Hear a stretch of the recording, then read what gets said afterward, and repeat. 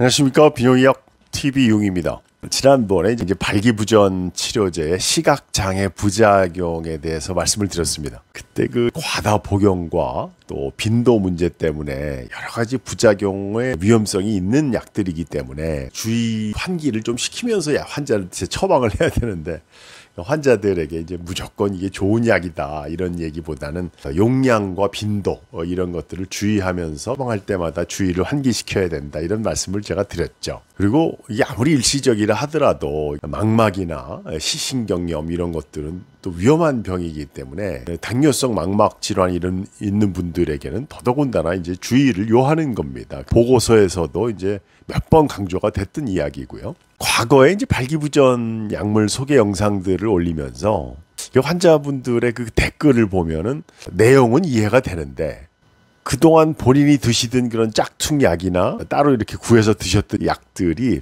나는 효과가 이렇게 좋은데 오히려 이렇게 효과가 좋은 약에 대해서 굳이 처방해서 병원에 가서 약을 먹을 필요가 없다 이런 걸 막 간접적으로 자랑하시는 댓글을 남기시는 분들도 있었거든요. 지나친 짝퉁 약들의 이제 균일하지 못한 용량 때문에 벌어지는 여러 가지 이제 부작용들의 이 누적된 후유증, 이런 것들은 본인이 느끼시지 못하는 가운데 치명적인 후유증을 남길 수도 있는 거니까요. 주의를 하셔야 되겠습니다. 또 거기다가 또 일주일에 하루는 쉬어야 된다는 그런 이제 70대 남성들이 뭐 매일 요법을 제가 설득해서 약을 드려도 또 실제 그 성관계를 하는 순간에는 또 과도한 용량을 매일 쓰시는 분들을 저희가 적지 않게 발견을 하기 때문에 이런 분들한테 이제 부작용을 미리 이제 말씀을 드리면은 나는 그럴 일이 절대 없다. 난 여태까지 이렇게 잘 쓰고 있다. 이렇게 자신들을 하시는데 그럴 일이 아니라는 거죠. 설득하기가 참 어려워서 답답해 죽겠습니다.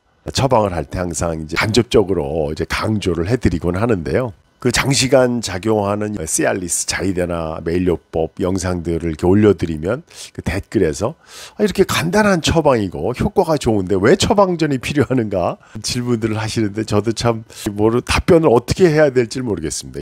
그래서 제가 이제 그 매일요법의 전제 조건, 매일요법이 불가능한 분들은 어떤 분인가 이런 영상을 만들어서 설명을 구구절절히 이제 드렸던 이유가 이제 거기에 있었던 겁니다. 한편으로는 이제 처방을 받으러 오는 이제 젊은 분들, 또 처음 약제에 노출이 돼서 충분한 설명을 듣고 처방을 하셔야 된다는, 또 검진도 필요하신 분, 환자마다 그분에 해당하는 이야기를 설명을 저 나름대로 진료실에서 열심히 하고 나면 환자분들이 저 설교 들으러 온 거 아니니까 처방 좀 빨리 달라고 이러는 분들이 의외로 많거든요. 참 저도 그럴 때는 막 김이 새기도 합니다. 설명을 기껏 열심히 했는데 환자분들이 제 그 충정을 잘 이해를 못 하시니까 거기에 따르는 저의 그 부작용에 대한 책임감도 있는 거니까요. 매일 드시는 이런 저용량 요법들이 간단하고 뭐 유산균 먹듯이 이렇게 좋은, 건강에 좋은 약 먹듯이 이렇게 처방전 없이 사면 얼마나 좋을까 이렇게 생각들 하시지만, 드시는 목적과 기저질환, 그 환자마다의 그 병용 약물 이런 거에 따라서 그 저용량 요법을 적용하는 방법이 너무 여러 가지가 있는 겁니다. 그리고 나중에 적절한 목표가 달성되면 또 약을 줄여가야 되는데, 처방을 받으시는 입장에서 그 기간과 그 용량을 조절해 가는 게 혼자서 결정하시기 쉽지는 않으니까요. 저희의 역할은 그 약의 유지와 그 용량을 결정해드리고 어떤 빈도로 드시는가 이런 것들에 대한 자문을 해드리는 것이 저희가 해야 될 필수적인 역할이라는 생각이 듭니다. 그동안에 많은 영상을 올려드린 만큼 영상마다 매일요법의 그런 부작용, 그런 것들에 댓글을 달아서 그 처방받으신 주치의와 이런 면을 상담하시라고 제가 상담들을 해드렸더니 상당 부분